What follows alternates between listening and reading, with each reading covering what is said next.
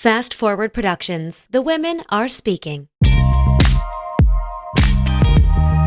Everybody has a gremlin. And if you've ever seen that movie, it's like you can't feed them after midnight. Then they turn into this like sort of evil, gross gremlin. And the longer you go in the day without feeding your gremlin, like he's going that direction. Yeah. Towards like evil, gonna raid the pantry and just go absolutely bananas on some food. But if you stay on top of it and you feed them early in the day, then you don't have to worry about that. They just stay happy. They're like, thank you so much. We really want to be treating ourselves a lot like Tamagotchis. Proactive eating.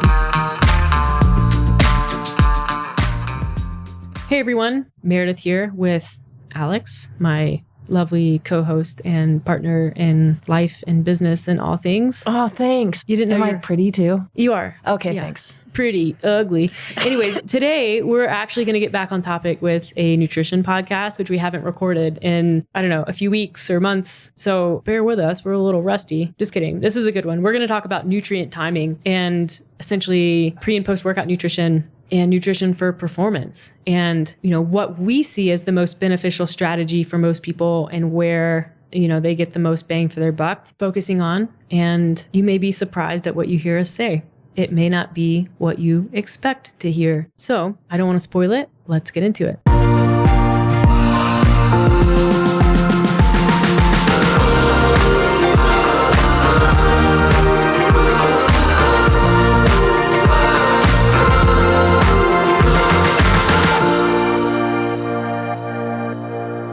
Hey, Meredith. Alex. Okay, so you just got back from the grocery store and you did what you always do, which is I'll give you a B+. Thanks. You never nail it. I don't. And it doesn't make really any sense because I do provide a list. And so today when you got back, I unpacked the groceries and then I was deleting my notes groceries list, which is actually shared, but sometimes it doesn't update enough. So I see at the top of my list ham. And I'm like, I don't think I unpacked the ham. And so I said, hey, did you get the ham? You're like, I didn't. And then one time you were supposed to buy rice cakes. I eat those every single day. And you were like, I did. And then I said, would the rice cakes be this giant bag of rice that you bought that we didn't need? I thought you wanted to maybe make your own puffed rice cakes. Right. But nothing was as bad as when you bought razor blades and tampons. Yeah. Yes, we've told that story. Yes. Yeah, I know. I find the grocery store very overwhelming, especially if I'm not the one who makes the list. Granted, I know I don't do that very often, but if I were to make a list, it would really jive with how my brain works through that versus how I move through a grocery store sort of organically versus in your list. See, my list, the other day you said, I don't know if this is a coincidence, but your list it's built in the way that the grocery store flows. Yeah, but that's where the ham fell apart today. No. Which grocery store did you go to? Save On. The ham is right near the produce. Oh, who knew? Must have walked right by it. Yeah. Oh, well. Anyways, it's a good thing we live so close. Yeah, it is a good thing. And you forgot the bagels, which weren't even at the grocery store. It was a completely separate stop. But look, the bagels I went and I pre-ordered and paid for yesterday. I know. And that's the issue. Mm-hmm. Because now you have forgotten to pick up the bagels that you pre-ordered. And they're going to be a day old unless we go right after we do this podcast. Well, again, it's a good thing we live 4 minutes from the bagel place. We will go right after this podcast. Are there any other grievances you would like to air out? No. I wanted to say I appreciate your effort. Thank you. I did try. I did my best. And my best was not getting the ham or the bagels. Yeah, that's okay. I accept that about you. So when I need help with technology related something, you're going to say, absolutely, no problem at all. Let me help you. Mm-hmm. Yeah. Anyways, what are we doing? What are we talking about? We're talking about nutrient timing, which is quite encompassing. I mean, I can't think of a broader topic. I mean, a broader topic would be today we're talking about nutrition. Yeah. That would be quite broad. Yeah. Timing is one that does get a lot of attention. It does. I think it conjures up a lot of things for people. I think one of the questions that we get the most, I think because many people who we work with or who follow us are exercising or running or biking or doing CrossFit or whatever. There's a lot of interest around pre and post workout nutrition and what you should eat and drink and all that stuff. And rightfully so. I mean, there's utility with that. So I think that'll be focus for us. And thinking about that and something that I like to point out and we talk about a lot is what's the foundation? If pre and post workout nutrition is the only thing that a person focuses on, they can probably get more bang for their buck focusing their nutrition away from pre and post workout and setting a really good base with routines and habits and just nutrition. There it is. There's our broad topic. Yeah, I think that in order for someone to improve their output or desire to work out, recovery, performance, and then with that aesthetics, you're better off focusing on overall daily calorie intake, then macros, then timing. Whereas people tend to go for timing first. Like, I'm getting my post-workout protein shake in, but you're not eating protein at breakfast, really lunch or dinner. It doesn't, I'm sorry. Yeah, sure. It adds to your protein intake, but it's just not. You're better off focusing on overall calories. And that's going to make you feel better in the workout. I can go into a workout having not eaten for 3 hours and I'm like in pretty decent shape because for the most part, everything remains fairly steady for me. I don't get these huge swings in energy, huge swings in hunger, that sort of thing, because my nutrition is so consistent.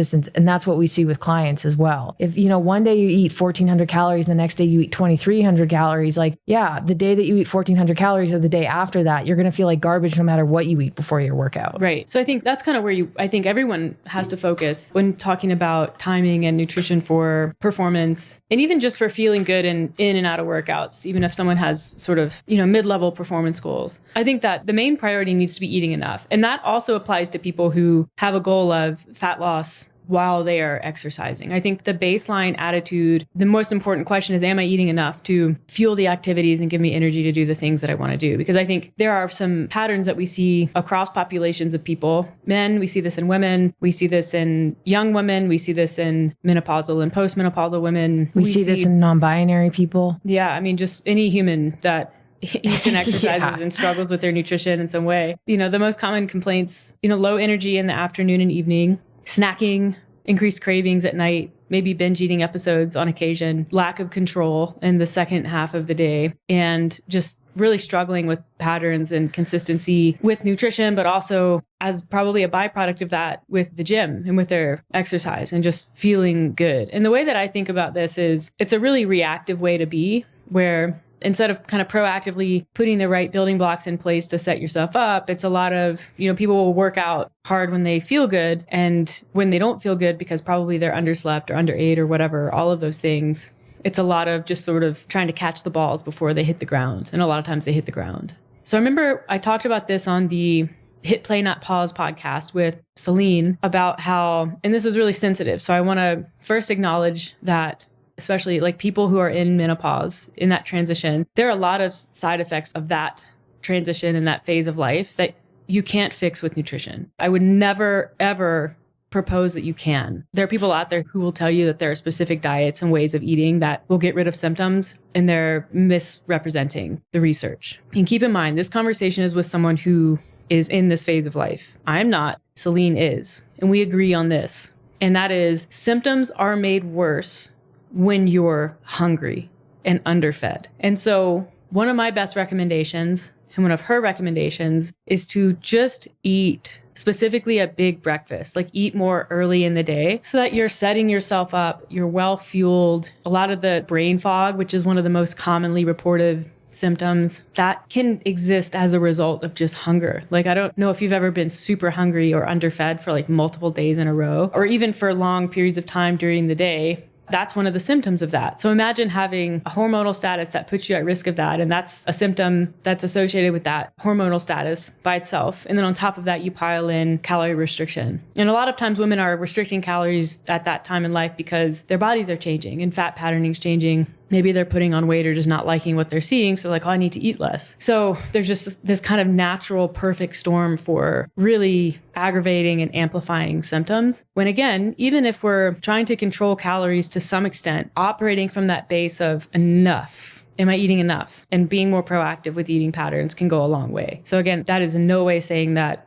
you can eat your way out of menopause symptoms, but changing the timing and the way that you eat during the day will do nothing but help to the extent that it can. And it's one of the few things that you really can control during that time, or any time really. Sleep for a lot of people is something that cannot be controlled, especially in perimenopause and menopause where your sleep is impacted. Or, you're middle-aged man or woman with kids. That is another thing that you can't control. Or you work shift work. You work with people, and we have something in our plan that says like, this is why sleep is so important. It really should be on the first page of this plan, yada, yada, yada, sleep, sleep, sleep. You should be getting 7 to 8 hours. But frankly, and I put this note in a lot, like you're doing your best, given your circumstances, continue to do your best. We'll fill in the gaps elsewhere. And then maybe revisit sleep when your circumstances are different, as in your kids are older and they're sleeping more, or, you know, you don't have a puppy or whatever it may be. But nutrition, for the most part, is much easier to control. It's eating food. Yeah. Just because you're in bed, it doesn't mean you're sleeping. But if you prep food and you eat it, you're getting enough nutrients. Well, there is a bi-directional relationship with sleep and eating too. That too, yeah. They're sort of symbiotic. You can create a positive feedback loop. Like eating better, eating more appropriately, eating more proactively tends to have a positive impact on sleep to the extent that you can get it. When you sleep better, we also see that people's behavior and choices improve and that diet pattern improves. And that's supported by research too. So it's like, if you can get into a groove and get into a pattern with sleep improvements and diet improvements,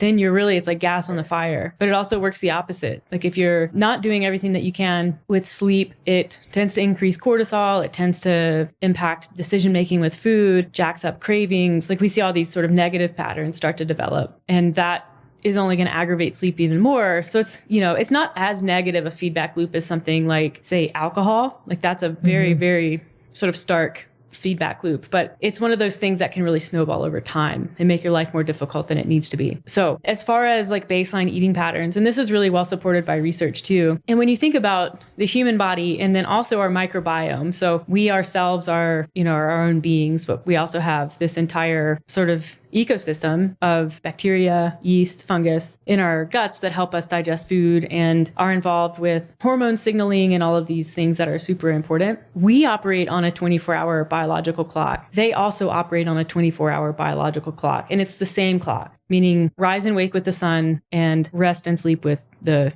sun, the moon. The moon. Yeah, the nighttime. So there's more and more research coming out that's showing following a front-loaded early eating pattern is really positive for us, but also we see an increase in gut function and our bodies just seem to do a better job digesting the food that we consume. And then also from a blood glucose insulin perspective, we're a little more sensitive to insulin in the first half of the day than we are in the second half of the day. So you see, beta cell activity is a little bit different in the evening than it is in the morning. And that's like generally a good thing. I don't get stuck on insulin. It's sort of a hot word right now. Like people like to ask, what about insulin spikes? What about them?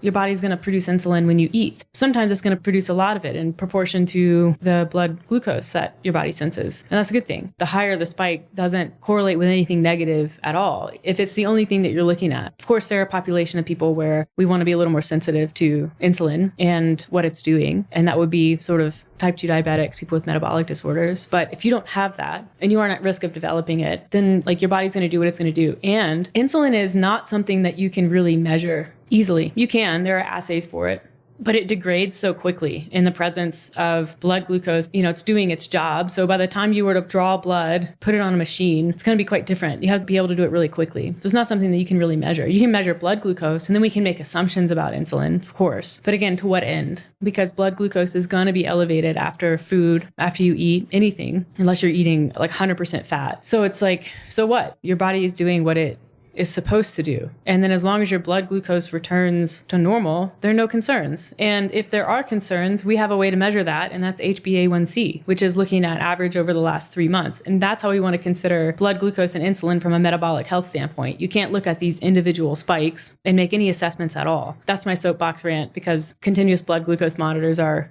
kind of becoming so popular. And I do think there may be applicability in elite level endurance sports where you are taking in glucose, and knowing what your serum levels of blood glucose is may help inform nutrition, especially for longer sustained like Ironman ultra distance. But even then, it's like you have to, for each athlete, kind of establish what their natural baseline is, and a little bit of a biological passport kind of thing with glucose, because not everyone's the same. And if you just slap a blood glucose monitor on somebody doing an Ironman or doing even a marathon or a long bike race, they would probably be shocked at how high their blood glucose gets. But when you don't understand why, and it's because your body's not producing insulin, it's not trying to store it at the same time, like it's just trying to use it, it could be quite alarming to see that. So then you're managing something that doesn't need to be managed. It needs to be understood. Mm-hmm. And fundamentally, you need to understand, is this a problem? Yes or no? Is it likely to lead to future problems? Yes or no?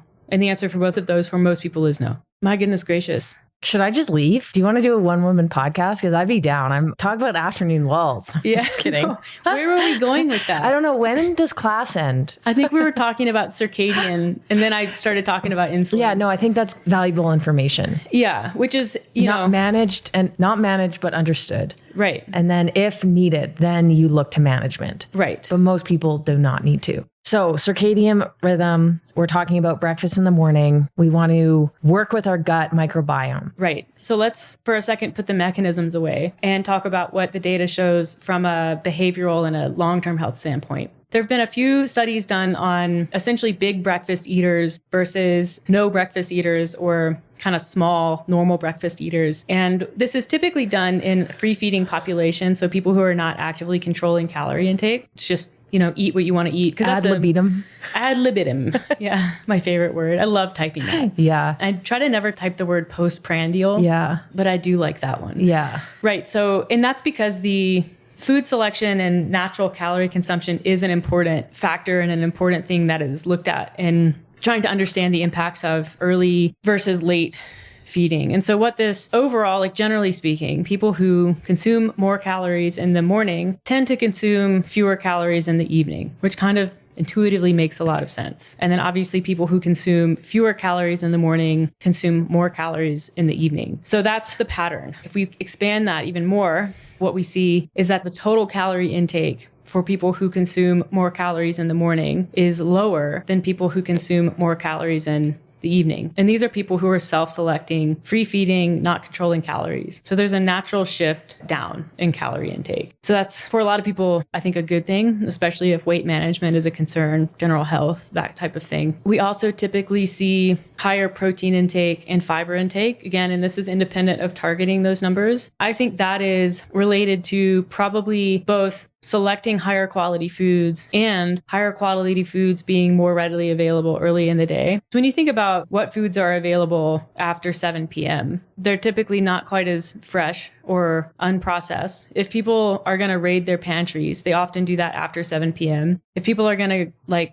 eat an entire pint of Ben & Jerry's, that's typically after 7 p.m. We don't typically see that before. Do we know if Dairy Queen is even open in the morning? That's the thing too. I don't know. Is it? Dairy Queen doesn't have breakfast. I don't think so. So it must open later in the day. Yeah. Probably around 11. Most likely. And then you look at, people who work night shift, for example, if you're not meal prepping, what are your options at midnight? Mm-hmm. Fast food. So there's a shift in diet quality. And quality usually means highly palatable, higher calorie foods. Higher density. Yeah. So you look at calories per physical gram of food consumed, that's much higher. Mm-hmm. With the late shift, with the late eating pattern versus the early eating pattern. So that probably also matters too, because volume of food very well may be higher in the morning eaters than in the evening. And that contributes to the lower intake. Higher fiber, higher water content, higher protein. I think generally people too are a little bit more, and I'm going to use this word, motivated to eat well in the morning because they start out the day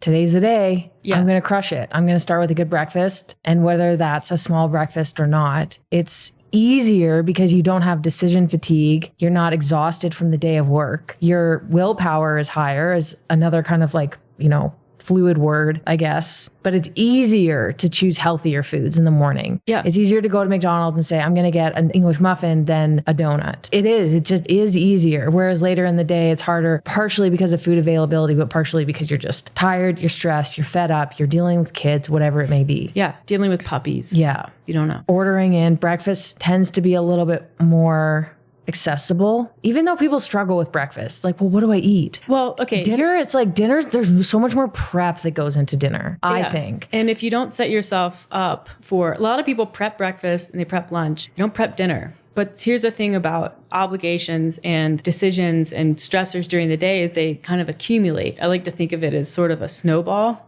And so then you get to the end of your day, especially if you haven't really been doing the best job with eating. Maybe you're underfed, you're stressed out, you're tired. The last thing that you're probably going to want to do is stand in your kitchen and chop up vegetables to, make a stir fry. That's when Uber Eats and ordering in starts to look really appealing. And this is so subconscious that people don't even realize that it's happening. You might be driving home from work, tired, underfed, missed your workout, whatever it is. And your brain starts going and you start thinking about about, well, if I just, if I order takeout from the Chinese place, then that's more time to watch TV or more time with my kids or this is this. Like, the decision making is so organic and it's so ingrained that you don't even see it happening. You're like, well, no, I made a decision. I'm like, yeah, of course you did. Your brain is just sort of overriding because it's also tired, it's hungry, and it's going to do what it needs to do. It's going to get your body to do what it needs to do to get calories as fast as possible and probably minimize activity as well. I think also with breakfast and lunch, as an adult,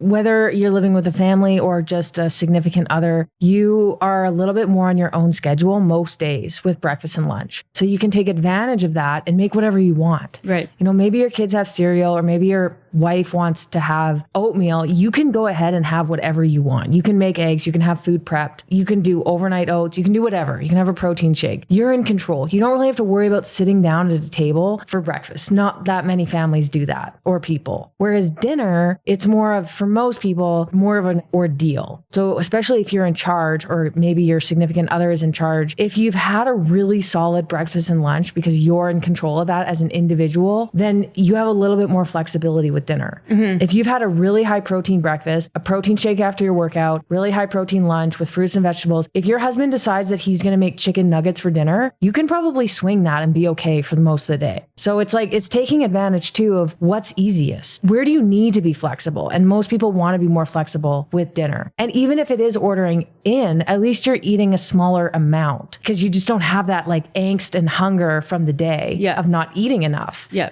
Okay, let's go back. We'll wrap up the big breakfast research and where that is. The other thing that we see with big breakfast eaters is they tend to voluntarily move their bodies more during the day. So non-exercise activity goes up, which kind of also intuitively makes sense because you have a bit more energy to work with. You're in not necessarily a caloric surplus, but your body's certainly not operating from a place of we need to conserve energy here. So that's good because that not only if you are dabbling in calorie deficits helps increase that gap. But even for people who aren't, there's a lot of positive associations with increased non-exercise activity during the day. We also see an increase in the thermic effect of food. So again, this kind of supports that shift in diet quality. So we know that it takes more energy to digest protein and fibrous foods than it does more highly processed foods. So that matters. Again, that would contribute to a larger energy gap, even if on paper total calorie intake is around the same. And then back to the microbiome, if that is healthier, not only because we're eating at more biologically appropriate times, but we're eating foods that are supportive of better gut health. So higher fiber foods, both fermentable and non-fermentable fiber, soluble, insoluble, like all the fiber types, not hitting our guts with tons of saturated fats. Because of the gut-brain axis and the correlation between gut health and neurotransmitters like dopamine and serotonin, that probably corresponds to people experiencing less anxiety when they eat earlier in the day, better mood, lower stress, things like that. So all of those things are related, even though on paper they're very different. And then from a longitudinal study or research standpoint, they have looked at this pattern as well. And they see people who follow an early eating pattern are less susceptible and at lower risk of metabolic diseases, chronic diseases, coronary heart disease, things like that. So like basically you could wrap that up and say very positive data associated with big breakfast. The sort of the bow on top of all of this, because intermittent fasting is a pretty popular approach. And the way that most people do intermittent fasting is wrong.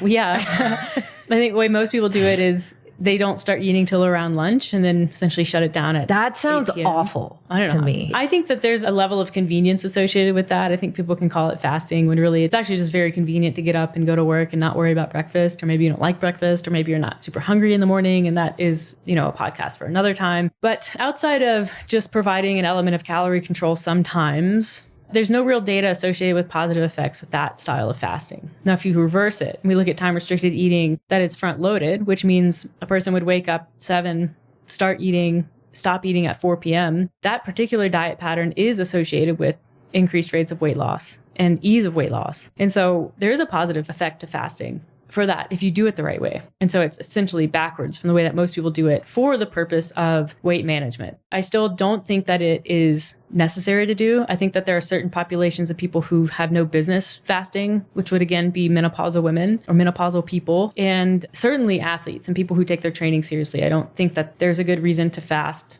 ever. And I think you're at a minimum leaving a lot of performance on the table if you do.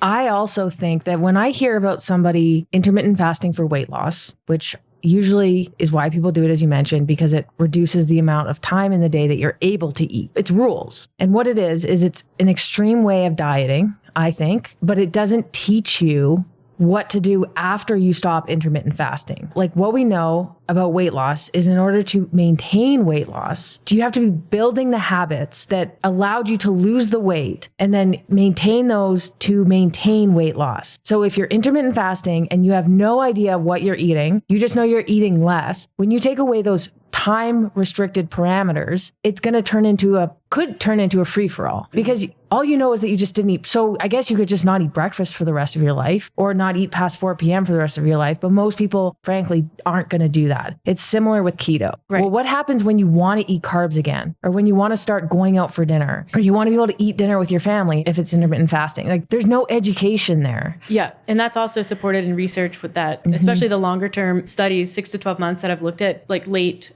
time restricted eating and intermittent fasting and things like that. And they always come to the same conclusion, even if the data is somewhat positive. And this includes ketogenic data too. And that is a general concern either from the researchers over lack of sustainability or from the study participants themselves. They start to report a lack of sustainability with it. And so the way that I think about, if we want to call it weight loss management, and I think that a lot of people with weight loss goals have other goals that are a little bit more useful to focus on, but let's call it that because that's what a lot of people are after. I think the sooner that you can start to adapt the mindset of it's not weight loss management, it's habit management.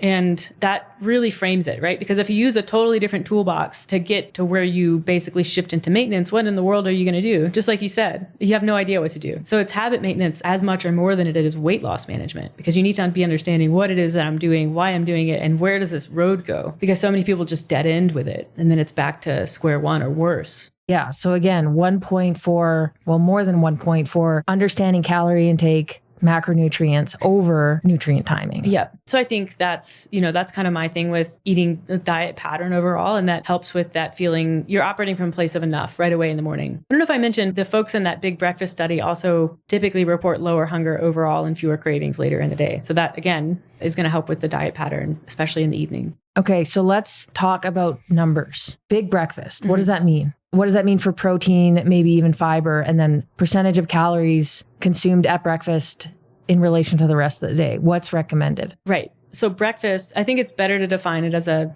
sort of time frame. So let's call it before 11 a.m. So you might be having 2 breakfasts. I think that you have to in order to do this. But some people may just be able to eat really big meals, and that's also fine too. So most of the research is done on percentage of total daily intake, approximate, because again, people are free feeding. So we're looking at 35 to 40% of total daily intake before 11 a.m. So when you look at the way that people often eat breakfast, which is either not eating breakfast or eating something that's 200 to 300 calories, it's a pretty big shift up. I would say, you're looking at easily around 800 calories a day, or, for that period of time, up to 1,000, even for women or smaller people who don't eat a ton during the day. If you're a bigger person, obviously that number would go up even more. So it's quite a high percentage, I think, if you don't have experience doing this. And then proportionally, macros would be within the same range. So if you're targeting, 140 grams of protein in a day, you'd be looking at, what is that, around 60 to 65 grams of protein in the morning. So again, it's difficult to sit down and eat 60 grams of protein all at once.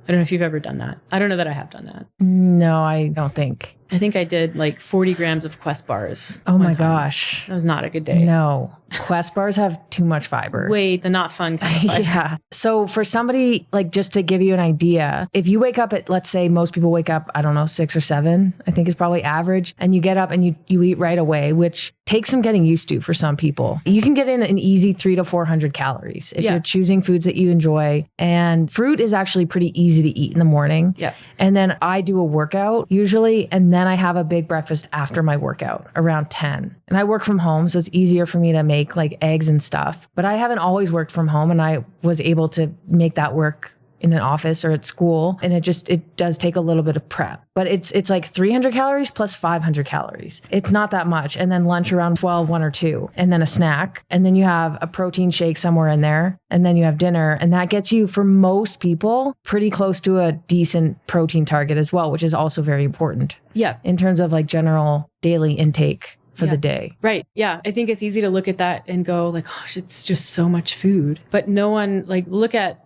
what a lot of people eat in the evening. it's so much food, and it's not necessarily food that is particularly beneficial to you. So it's really just reframing the way that a lot of us have been conditioned to think about eating generally, which is to eat as little as possible for as long as possible in the day. Like that's, I don't know, 80s, 90s diet culture for you. So it's, let's flip that on its head and eat as much as possible before lunch and then see what happens for the day, because probably it's going to be really positive. What I see from most of my clients, and I think maybe because they listen to us, they eat breakfast and then lunch gets missed. Oh, yeah. Lunch is a big one getting missed. Yeah. Because, I guess work, probably just work. They've maybe had a big breakfast, so they're not hungry for lunch. Mm-hmm. If they're doing maybe a lunch workout, they're working out instead of eating. And then they get to 3, 4, 5, 6. Yeah, you're going to be hungry. So I think next to breakfast, lunch is the next most important. And it's really about being diligent and taking care of yourself and sitting down for 400 or 500 calories. Yeah. Maybe you are someone, you work out at lunchtime, so noon. So you say, okay, I know I'm doing this big breakfast thing and I'm going to eat breakfast. I'm going to have one breakfast at 7:30, and then I'm going to have my other one at 10:30. But I know myself and I know I'm going to work out at lunch and I'm not going to be super hungry afterwards. So I'm going to push that breakfast intake up even more. Instead of 800 calories, I'm going to see if I can get to 1,000 or 1,100 calories before lunch. And then I'll be super well fed and fueled for my workout. It's going to feel awesome. And then I'm going to, at maybe 2 p.m., have a sort of a hefty snack, like a well-balanced snack that's on the larger side, but not a full meal. Greek yogurt, maybe some cashew cereal that's got fiber and protein, and some berries. Yeah, pear, whatever. But something that's on the smaller side from the way a traditional lunch might look. And that still puts you probably with only 20 to 25% of your intake left for dinner. And that's if you're super hungry for dinner, which again, you probably won't be. Most people like this will get to dinner and be like, I could eat. That's how I feel almost every day. You have a reasonable dinner and you go to bed feeling kind of great. Yeah, because you don't have a ton of, maybe have a snack before bed, but you're not super full from this massive dinner that, is most of your calories for the day. So it's just opposite. So there's flexibility here too. You can certainly make this work for whatever your schedule is. And I think that marrying ourselves to the way we think meals have to look does not serve. So again, people, you want me to eat 2 breakfasts? It's like, yes, I do. Be a hobbit, eat a lot, and then be okay with lunch being smaller and be okay with dinner being smaller. It's reconditioning and reprogramming the way that you think about food, but that gets you a super good baseline for intake that then now we can talk about pre and post workout nutrition. Well, I want to go back quickly to the snack. Okay. Let's say you eat lunch at noon, which is sometimes when people have their lunch breaks, and then they don't eat dinner till 6 or 7. That's a 6-hour gap. Yeah. So if you don't have a significant lunch or no lunch, then you're looking at an even more significant gap. I find that if you can build a snack in, plan and prep a snack, which often gets forgotten or missed, that can really help avoid mindless snacking, which leads to more calorie intake. If we're talking about calorie management or even nutrient density, more calorie intake with less nutrient density if you don't have a snack plan for 4 p.m., which can be a protein shake, yogurt. If you don't have dairy, then it can maybe be even some beef jerky and something else, a granola bar if you're looking for something more efficient. A lot of people may say, oh, I'm under eating, but then they have maybe some weight loss goals or weight management goals. I think that often, especially if you aren't logging or tracking, which mindless snacking is hard to log and track, or even have an understanding of how much you're eating, it's very easy to go well above your desired calorie intake in that gap of time. Mm-hmm. So planning to eat something, even if it is 400 calories, will set you up really well for the rest of the afternoon and the evening. Yeah, I think it kind of helps to envision we all have within us. Yes, we have a microbiome, but I want to be less literal here. We have a gremlin. Everybody has a gremlin. And if you've ever seen that movie, it's like you can't feed them after midnight. Then they turn into this sort of evil, gross gremlin. And the longer you go in the day without feeding your gremlin, he's going that direction. Yeah. Towards evil, gonna raid the pantry and just go absolutely bananas on some food. But if you stay on top of it and you feed them early in the day, then you don't have to worry about that. They just stay happy. They're like, thank you so much. We really want to be treating ourselves a lot like Tamagotchis. If you had one of those, proactive eating, right? You are your own Tamagotchi. Yeah. Do you know what a Tamagotchi is? I do. Yeah, like a nanopet? Yeah. I used to have one. I had the frog. My memory is horrible. It is. Did you ever have a Furby? I don't think I did because I found them really annoying. Yeah, I didn't have a Furby either. Okay. I always like to visit my friends. But it's being proactive, and it's sort of avoiding those diarrhea excuses too. Like, I just don't have an appetite in the day. I tend to undereat. Like, you can't work on that. Yeah. Right? If you say like, I'm actually just I tend to get distracted. I don't have a good structure in place for the morning. If you're realistic with what your issues are, that is something that can be improved upon. But if your reason is, I'm just not hungry, well, then it's like, well, even though you're not hungry and you're like, I don't like the way that feels. You know what I mean? Like, it's so hard to work with that. Yeah. 3 or 4 p.m. is really far away from dinner. It seems close. It seems close because you're like, oh, it's 4. I don't want to ruin my appetite. Yeah. Actually, you do. Yeah, you do. I usually have a snack at like, I would say 2:30 or 3. I have a couple mandarin oranges. Yesterday, I got real nostalgic and had some peanut butter on celery. I didn't have any raisins. I couldn't do ants on a log, but it was delicious. I had a Tim Hortons bagel, 1 Timbit, and a small ice cap. That's delicious. But I was feeling sorry for myself, so. Yeah, it's okay. We got in a fight. Yeah. That's a Diet Coke for anyone who heard that. People ask me about Diet Coke all the time. I'm like, drink a Diet Coke. Not only Diet Coke. Drink water too. But yeah, I think there's just arguably easy things can be changed in their diets to really set them up for success without even tracking. Well, that's the thing I was going to say next. The next obvious question is like, okay, well, how much should I eat? And where do I set my daily intake? And I would challenge anyone who asks that question who doesn't know what their daily intake should be. Number one, you have a daily intake already. You have the option of figuring out what that is on average. And that's a super useful activity that not enough people do.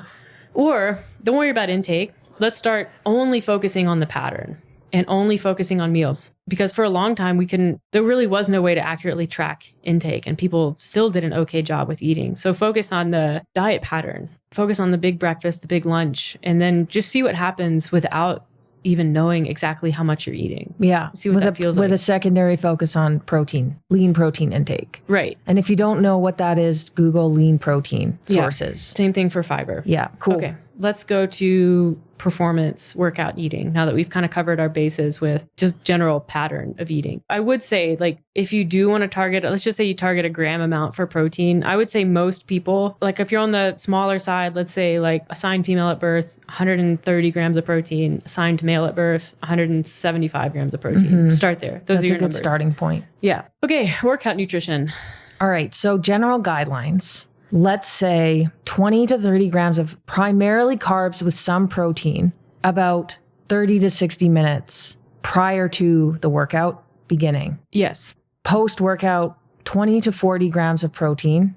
We can talk about the specifics there. And 20 to 80, 100 grams of carbs post-workout. Yeah. Immediately post-workout, maybe 60 to 90 minutes later, a full meal. This is like general guidelines if you can make it work. Then you get into questions of, okay, well, I work out at 5:30 a.m. Does that mean I have to get up at 4:30? No, it doesn't. Well, I get nauseous if I eat before I work out. Okay, well then that's okay too. There are personal preferences. Right. And also, these aren't rules. It's like there are ways to make this work for you. But I would say trying to get in some form of easy to digest carbs before a workout and then protein and carbs after. Yeah. So let's focus on the people who work out middle of the day, not super early, not super late first. If you're doing big breakfast and big lunch, it's very likely that you can get a workout in. Like one of those meals can kind of count for your pre-workout fuel eating. That's perfect. Great.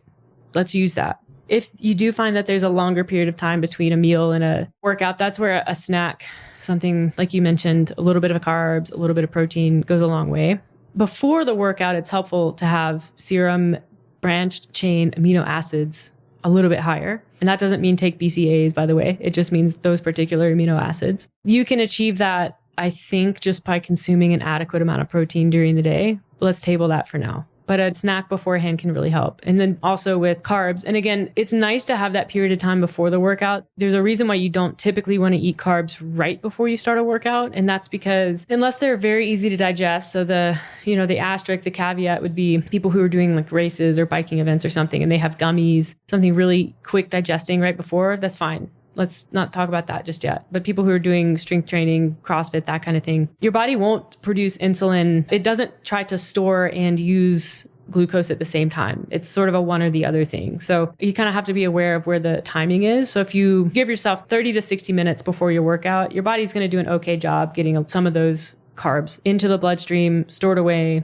fine, no problem. And you're not going to have a ton of food sitting in your stomach, which can cause some gastrointestinal upset and blood flow issues. So that's why timing matters there. If your workout's really long, carbs during the workout can help, especially for endurance events. And then afterwards, I think that most people, regardless of where the workout falls during the day, benefit from carbs after workouts. Okay, wait. So you're saying don't eat any carbs immediately before? No, I'm not saying that. If you have at your disposal simple carbohydrates and you're doing something a little more enduring, certainly go for it. I guess even if you weren't, even if you're doing a strength session or a CrossFit session, if you have simple carbs, and I mean like a hammer gel, gummies, engineered carbs that are designed to be broken down and absorbed really quickly, that's not going to be a problem. The problem is when people opt for slower digesting carbohydrates, so things with fiber, even unprocessed fruit right beforehand. An apple. That's going to sit in your stomach because Okay. as soon as you start moving, as soon as blood flow starts and your body's going, oh, okay, we're exercising, which really to your brain, to your body is your cortisol goes up. It's like, we're getting away from danger. Like that's what's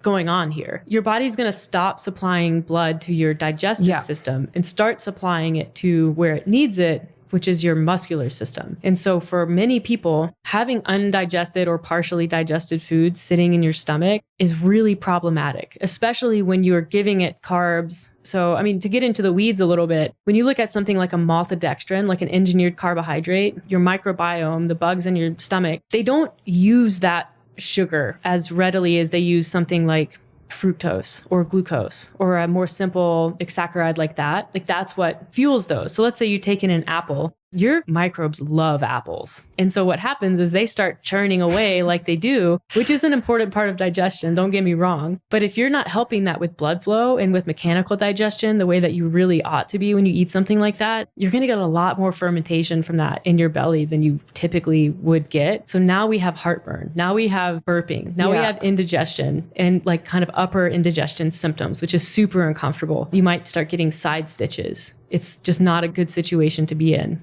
So really, it's not that carbs can't benefit you beforehand, like right beforehand. You just really want to be careful with what kind you take in right before. Thank you for clarifying, because I'm thinking like I've been doing it all wrong all along. No. Okay, tell me dried mangoes.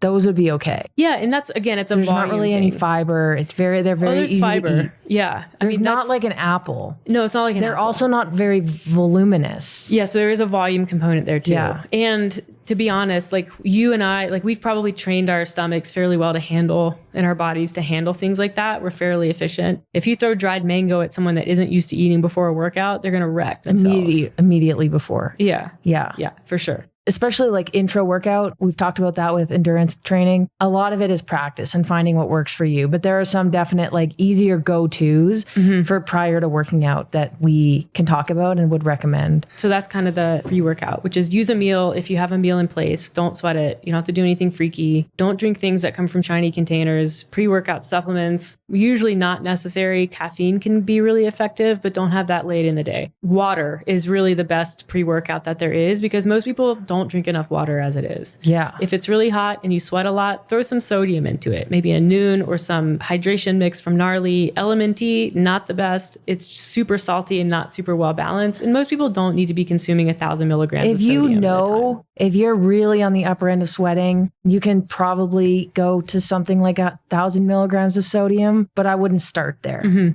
So let's quickly talk. Let's maybe throw out 5 pre-workout ideas, like snacks that are kind of in the realm of the carb protein mix. So like Fuel for Fire is one. That's something that I think you can only get in the US. I don't think you can get it here. So that's one that I don't have, but I know a lot of my clients like it. Frozen applesauce. Yeah. Along with maybe like a beef jerky or something. That'd be a good one. Or turkey, like lunch meat would be good. I don't Oatmeal isn't the worst. I was going to say, because it does have protein, especially steel cut.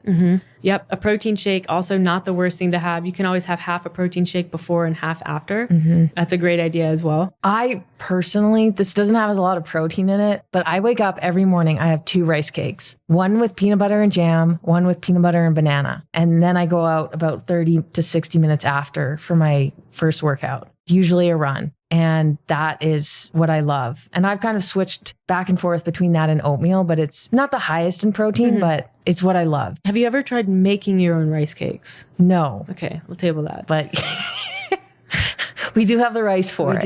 We do. I wouldn't even know where to begin because rice is already dry. So do you have to like cook it and then Puff it. re-dry it after it's puffed? I don't know how you do it. I think it's extruded. And so we don't have an extruder, but you're like, extruder. Yeah, I don't know what that is either. But yeah, like a little wrap with maybe some lunch meat in it would be good. Yogurt with fruit if you're good with dairy. If you don't want protein, I would say carbs are really they're sort of lower in fat on the same lines as what Meredith was talking about with the carbs immediately before and fiber. You don't want a ton of fat sitting in your stomach because it takes longer and it's harder for your body to digest. So when you are supposed to be working out, your body's also working on digesting and it can cause issues. Yeah. So, I mean, if you're going to do peanut butter like I do, small amounts, try to stay away from fried foods. Not a good time for french fries. No. Or calamari. No. Maybe steamed calamari. What do you eat before a workout? Oh, I have big Newtons and steamed calamari. Okay. Weird.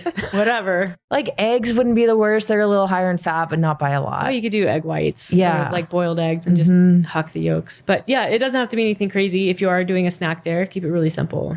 Yeah. And then afterwards, certainly carbohydrates afterwards. I think that is kind of the main priority. And then again, like protein, if you have it, not the worst time to have protein. And okay. The carbs, though, are mostly important for people who are doing a second session. Yeah. So I would say there's two situations where they're important. Certainly, if you're doing 2 sessions in a day, there's a huge benefit to taking in carbs right after. That just helps you get right into rest and recovery between the first and second session. The second, I would say, situation where they're pretty important would be for people who are restricting calories to avoid any kind of risk for REDs. So relative energy deficiency in sports. So essentially it's a fancy way of sort of assessing the energy gap, the energy out, energy in. And one of the best ways to manage that is with post-workout nutrition. So it essentially, your body's in kind of a stress state already because it's chronically underfed, hopefully to a reasonable degree. We're managing that as much as possible. But when you exercise on top of that, it gets really stressed out. So giving it food right after, specifically carbohydrates, is kind of like, oh, okay, we're all right. So it can help sort of mute or prevent progression of even somewhat acute symptoms related to REDs that you might experience on only a daily basis and wouldn't necessarily be a long-term concern. You can really shut that down with post-workout nutrition. And then,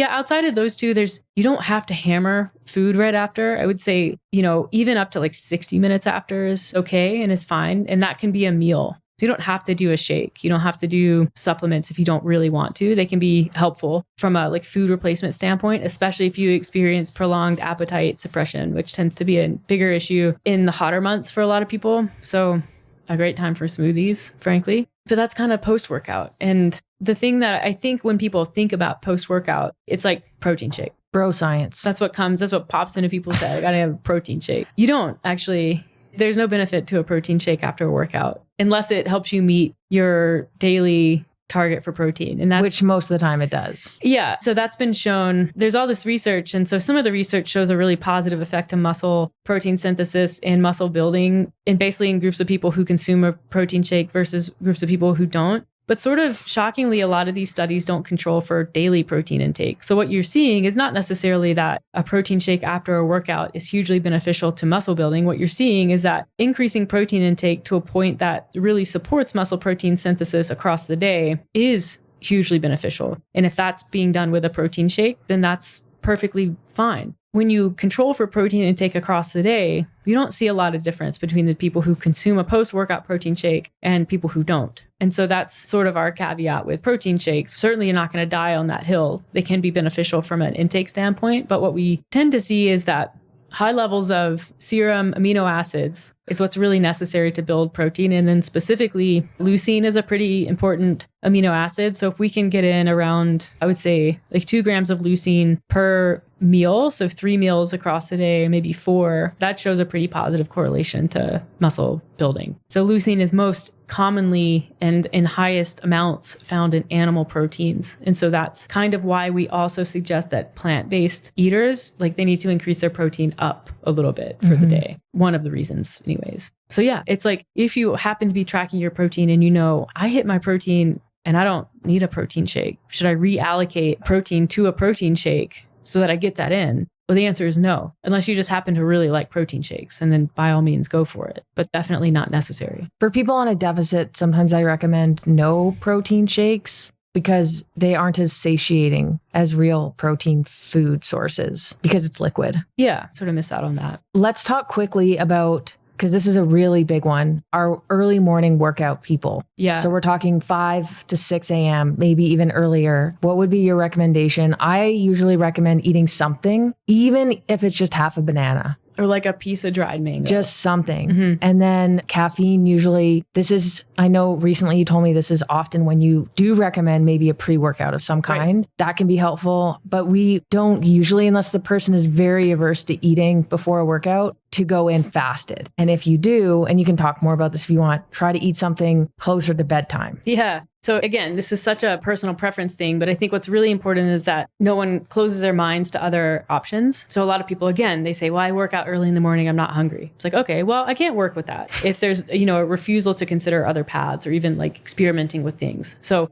for people working out early in the morning and doing mixed modality strength and conditioning training, definitely, if at all possible, getting in a small snack, something like an English muffin with peanut butter and jelly and a little bit of yogurt or something is really beneficial. Maybe half a serving of oatmeal, dried mango, banana, something to get into your system. And protein bar. Yeah. Get some blood glucose going. Usually in the morning, your cortisol is fairly high. That's part of the reason why that's the waking up mechanism. And so that's going to go up even more with exercise. And so it helps to throw a little bit of food at it. From a hormonal standpoint, that's good. If someone is doing like really prolonged endurance activity in the morning, that's more rare, but not impossible. You certainly have the option of fueling during. Like that's something that becomes a little bit more feasible for endurance athletes. It's less feasible for mixed modality athletes. Caffeine, definitely. Pre-workout goes a long way. And like, again, and we said it already, water, like just drinking some fluids before, because, you wake up after being asleep for hopefully 8 hours and you've been breathing all night. So you've been losing body water to respiration, which can be quite significant. So we all wake up in a somewhat like a sort of pseudo dehydrated state or a properly dehydrated state. So taking in 12 to 20 ounces of fluids is also a really good idea, especially if you're going to consume coffee or something that offset that effect a little bit more since you're already dehydrated. Caffeine can be a little bit dehydrating. So taking in a proportional amount of fluids can help. If you just simply cannot eat in the morning or don't wake up with enough time to eat, that's when your pre-bedtime snack window sort of becomes your pre-workout. So it's not perfect because you're going to be asleep for hopefully 8 hours. So quite a bit of like you're digesting most of that, but it's certainly better to have something before bed so you're somewhat fueled than, to go from 6 p.m. to 6 or 7 a.m. without eating. One recommendation I make to people when they are struggling with that is to add in some carbohydrates into their water that they drink during. So let's say they're doing tactic functional fitness. Yeah, of course. So let's say they're doing that. They start out with the warm up. Maybe they're sipping on carbs during that. That can be helpful if you don't want to actually eat something or you get nauseous or whatever it may be. Those carbs can be extremely helpful. And it's 20 grams. And I don't know, people worry about taking up macros if they're tracking, but it's so beneficial and it can really help you come out of that workout. I mean, you're already up super early. It can help you come out of that workout in a better state than kind of digging yourself into a bit of a hole starting out of the day. You can just feel a little bit better and obviously make more gains because you're able to push a little harder because you actually have fuel. Yeah, I think if you just experience what it's like to be really well fueled going into a workout, that can start to change your motivation to experiment with things before and during. Yeah. I've heard so many people, I don't need to eat before I work out. I feel fine. I feel great. Well, do you? I sometimes at least try. I sometimes do a workout without eating and I regret it every single time. I remember sometimes traveling, we do that. Yeah. But traveling, everything is off for me usually. So it's like, the workout's going to feel crappy already. You just get it in. But I remember once I used to run every single morning at like 5:30, 6 before I used to work downtown. I specifically remember this. I used to have a bowl of oatmeal, which was like 25 grams of carbs, not even that much. And one day I just said, I'm just going to skip it. It was, I think, a 5-mile run. I felt so bad. Yeah. I was running with my dad at the time and I was dragging. You're like, I felt sick. Yeah, it's bad. Anyways, I'm not saying that that's the case for everybody, and luckily for me, I think I naturally fall in the early eating pattern. Yeah.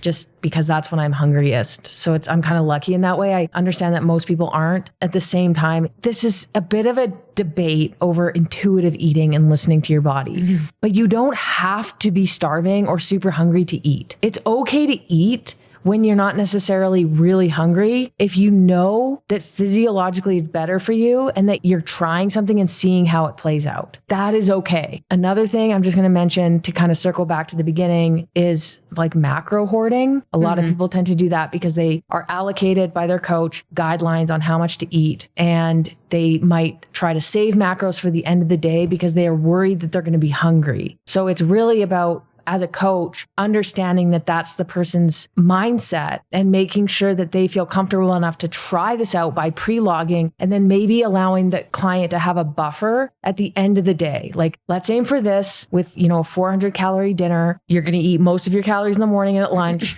If you're hungry, you can add this, and it provides some comfort to the client in an attempt to try to change their eating patterns. Yeah. Because macro hoarding, not even macro, even if you're not tracking macros, it can be a thing, but it's understanding that there are tools and ways to work around that as well. Right. In order to kind of like build confidence. We don't need to and certainly don't want to live and die on like macro. No. Macro hill, because it's, especially if you shift your eating pattern and it has a positive effect on how you feel. And now all of a sudden you're working out harder, you're moving more during the day, because remember, if you eat more in the morning, that tends to happen. You may experience days where you actually just have a need, like a energy need that's larger. So you may need to eat more. You may have days where you don't need to eat as much. And so it's all about rolling averages. Like, not every single day needs to be the same. And that's one of the reasons I struggle with macros and the way that people treat them, is they treat them as like a hard set limit. And it's like, well, you're a human being. Like, you are a biological system that is impacted by a lot of different things. And if you're female, you also have your menstrual cycle to contend with, and that changes things. So we need to not be so rigid with the way that we look at macros, and that macro hoarding is an indication that someone has a tendency to be really rigid with the way that they think about it, because it is like, oh, well, this is all I am allocated for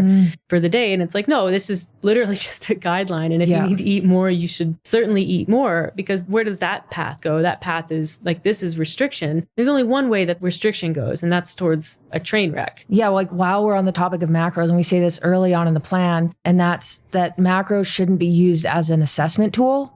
It's not to see how well you've done or to get to the end of the day and try to get within them to have success. They're meant to be used, we believe, as a planning tool, as an educational tool, and not something that creates anxiety or stress or perpetuates negative relationships with food. Right. Because what if you help someone set their macros to 2,000 calories a day? And they're like, oh, that seems like a lot. And you're like, well, just be calm about it. Just see. And they're accurately tracking. And it's like, oh, I'm missing the target every day. I'm going over every single day. It's like, whoa, you may actually need to eat a little more than we need to adjust your macros up. And that's fantastic. Like, we're learning here. We're learning about what your needs are. And that's great. That's okay. There's no good or bad numbers. All it is data. And so we want to remain as emotionally distanced from data as we possibly can, because what does it serve attaching ourselves to numbers, especially when we know that all a calorie is it's the best estimation that we have for energy. And while a calorie is a calorie, we also know that not all calories are created equally. So it's a non-absolute.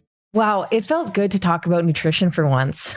It seems like we know a lot about it or something. There are certainly people out there that do a lot more with sports nutrition than we do. And I personally like following along with Tour de France nutritionists. I find that so fascinating. When we're looking at the per hour intake and you're getting so granular with it, and those numbers are getting so high that we're having to involve a lot of different types of carbohydrates, because, when you're consuming singular sources, you run up against a wall around like 80 to 90 grams per hour. It's nuts. I think sports nutrition is really cool. It has some applicability to the general population, but I truly believe, and this is something that we've just seen over and over again across the years, that there's so much more to be gained by focusing outside and away from performance nutrition. And so hopefully the fact that we talked about that for the vast majority of the podcast gets the point across about where our particular priorities lie. Even for ourselves, I'd say we are like fairly high level athletes. I don't get really nitty about performance nutrition until it's sort of nearing race day. The rest of the time, it's really just eating balanced and based on how I feel sort of week to week, month to month, and, letting the chips kind of fall where they may. But that's the thing with a good base and a good foundation, really good structure, is you don't have to put a lot of effort into it. It just sort of happens in a positive way. We're very minimal on supplements. And I think I, over time, have become even more and more flexible with my pre and post workout. I'm trying to be diligent about the post because I know it sets me up well, but pre and post. I remember reading a post once by Andrea Egger. Do you remember her? She's a popular CrossFitter. She said that part of her training as a CrossFit athlete is making sure that she's training in different states, which includes like hungry states, full states, because you never know what's going to come. And that's kind of like, CrossFit's thing and training for life. You never know when you might need to run away from a bear. And I kind of think about that, like as much as, we try to suggest guidelines and set people up for success, there are going to be days where it just doesn't work. You might eat lunch and be like, shoot, my meeting's canceled. I have to work out right now. Yeah. That's okay. That is okay. It's okay to do that. We're not saying you can't and that you have to follow strictly by these guidelines. Or, if you are really hungry, you can still work out. You're probably going to be okay. It's just doing your best most of the time and then making sure that you're eating the right amount day to day. And you can kind of get away with a lot. But yeah, I think people chalk up sports nutrition and nutrient timing and they put it up too high in the priorities. When really I don't think it matters that much.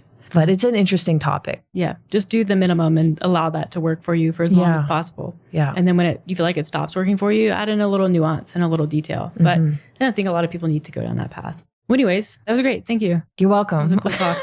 We hope you enjoyed this one. If you liked it, please share it with your friends. If you think other people need to hear it, make sure you like, subscribe, leave us a review on Apple, comment, ask questions, do your thing on Spotify. There's going to be one person who sends it to that person, their friend who intermittent fasts. Guaranteed. Sure. They're like, well, I lost. And I'm like, no, it's fine. I mean, anecdotal evidence is the lowest form of evidence, but that does not discount your experience. And I'm glad it was a positive one. Yeah. So thanks for joining us. We'll catch you on the next one.